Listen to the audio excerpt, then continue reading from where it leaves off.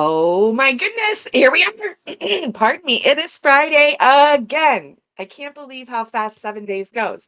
So last week I was live in New Orleans from the Health Advocate Summit. Had a fantastic time down there last week, both at the summit and just in New Orleans.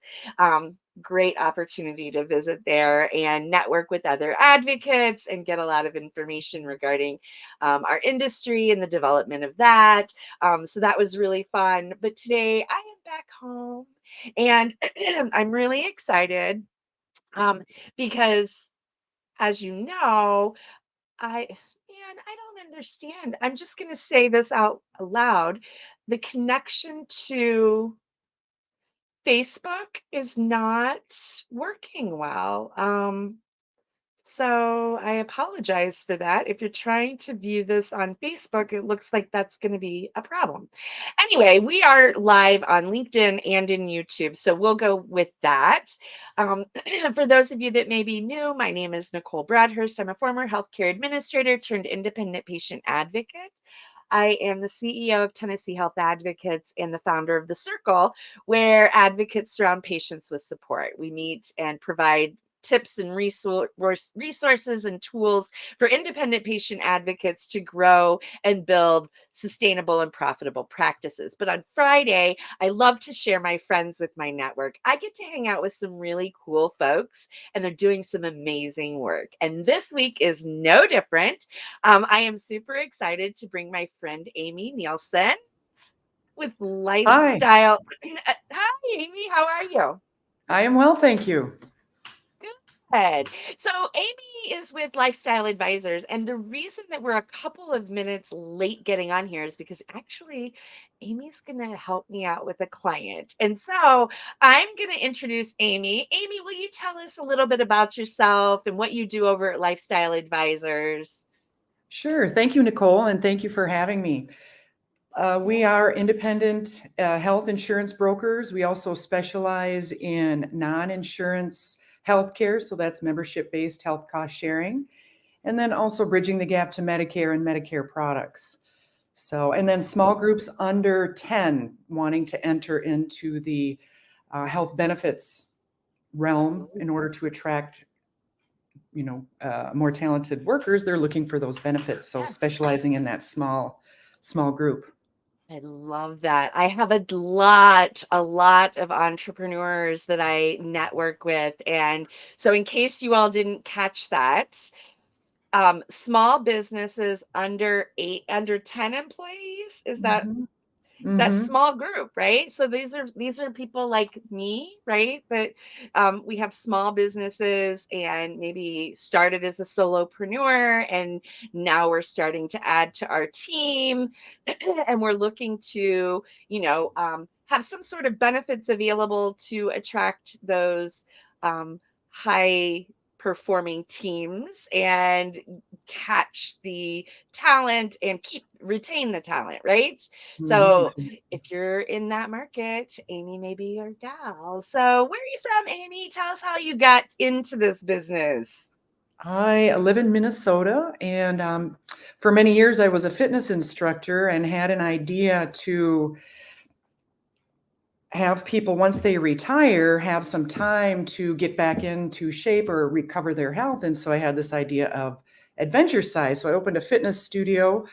And when that building was being sold, I had to find something else to do. So I became a financial advisor because I was thinking, okay, people who are retiring, help them, with their finances and do things that are better for their body Mm, with that extra, um, with the extra time that you have. And so I found, being a financial advisor, that no one was addressing the high cost of medical care. They would just say, "Hey, go get your insurance," and they'd come mm, back and say, "Well, it's a small fortune, or it's as much as my mortgage for the two of us to be insured until 65." And so I thought, you know what, there's got to be a better solution. And so I've researched what is available and then helping people strategize with what options truly are. So insurance is not the only option. There are many ways to address the high cost of healthcare, much like you know. Yes, very much so. Very much so. So, what kinds of things? I know one of the things that we were talking about before we went live was specifically these Medicare products. I have a client who is eligible for Medicare under disability. And so we're having a hard time identifying options for her. So, why don't you kind of talk to us a little bit about those Medicare options, that transition, what that looks like, how you can help? Mhm. Sure. So to become eligible for Medicare, you'll have to be disabled 24 months. And so it sounds like she's coming up to that time period. And the rules for supplement plans is that you are guaranteed eligible when you're first eligible for Medicare. And usually it's the month of your birth, 3 months before that, and then 3 months after. So it ends up being about 7 months as your initial guaranteed enrollment period for a supplement plan, because otherwise you'd be asked health questions, much like life insurance, where you could be denied a supplement plan or it could be rated, may pay a higher premium than someone else. So I haven't heard of any rules regarding disability being any different. I mean, that certainly wouldn't be fair to force a disabled person into a product that may not suit them.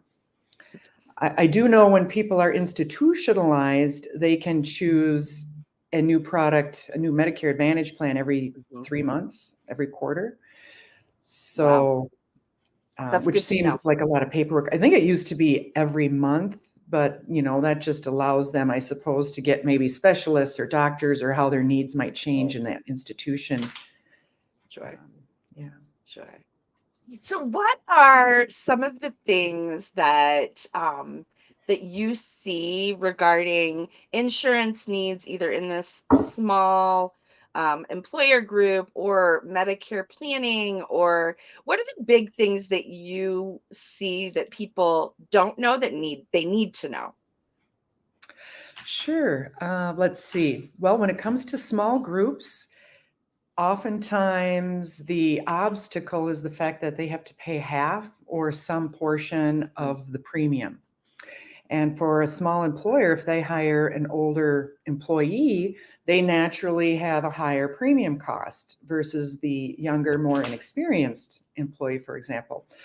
Medical cost sharing plans are an option that are secular. They're not just religious based, because there are those. Those particular secular plans allow, I just lost my train of thought. Oh, That's all right. yes, I just got it back. Okay, so the medical cost sharing plans allow the employer to contribute or not. They're not forced to make a contribution.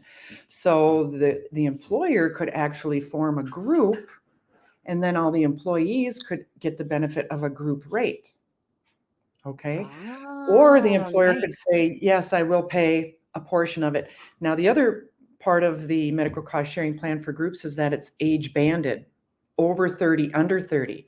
So literally, you can count on a flat fee for all your Right. employees, which makes it very easy for budgeting and things like that. Right. So that's Sure. Good to that's a know. Good to know. mhm. That's awesome. So, oh my gosh, I just lost my mouse, and that means I can't get over to my notes. Where is it at? Ah, there it is. I got it. Okay. So, I just wanted to find out before we close out, because all of this information is super, super helpful. Do you have a favorite success story of a client that you'd like to share that kind of embraces your overall why, and of course, the value that you bring to your clients? Oh, sure. There's a recent one that happened here in Minnesota. We have a exchange called MNsure. The federal one is Health Sherpa, which I highly recommend if you're shopping for healthcare. It's really easy to use. But anyway, there was a woman that called me from MNsure. She said, I found your name on MNsure, and my son has something going on with his lung, and he works for a small employer, and they don't have health insurance. And I said, well, it's July. He's not able to hop on any health insurance plan. He's going to have to wait until January. But if we get the employer to start a small group, because employers can start a small group any time of the year, So literally the employer, being a small employer under 10, they're like family. We were able to get the health coverage in place, and literally he was in the doctor by the next day. So everybody Wow. was so happy, and it turned out it was not as life threatening as you know Oh, good. they had they yeah that Yeah. that had felt. So that was really a great. It's like the only way you could get coverage, because short-term medical would not cover Sure. that. Cost sharing wouldn't cover Right. pre-existing. So literally Right. that was, yeah. So anyway, so that was a good story. Nice. Yeah. Yeah, that's awesome. And I don't think that sometimes we don't think about engaging and reaching out to our employers to help us with that situation. So I love that that was the option and that you were able to coordinate that and get him the help that he needed.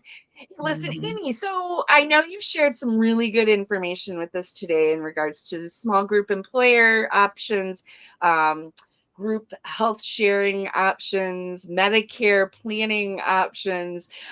If somebody is listening or watching this recording or live and wants to get in touch with you, what's the best way for them to do that?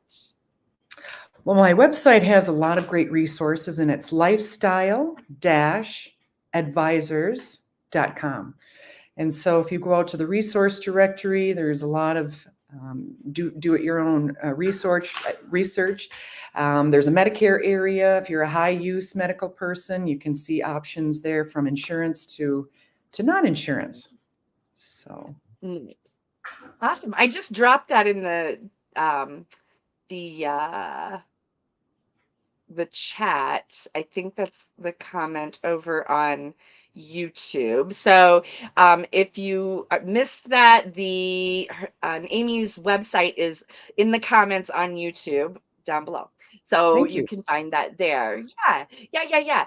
Anything else you want to share before we kind of jump off and let everybody kick off their weekend? Sure, just a couple more websites. Yeah. If you've been asked to do blood work, fairpricelabs.com, you can look up a fair price, make sure you're getting the right price at the clinic. And then medicare.gov/procedure price lookup is a great place to look at Mm, the Medicare allowed amount for procedures. So if you want to argue a price, you can go out to love that it. website and get a good idea what things cost. Wonderful. Thanks so much. And I did just put your I see that. website along the bottom so that that's scrolling so that people could get that as well.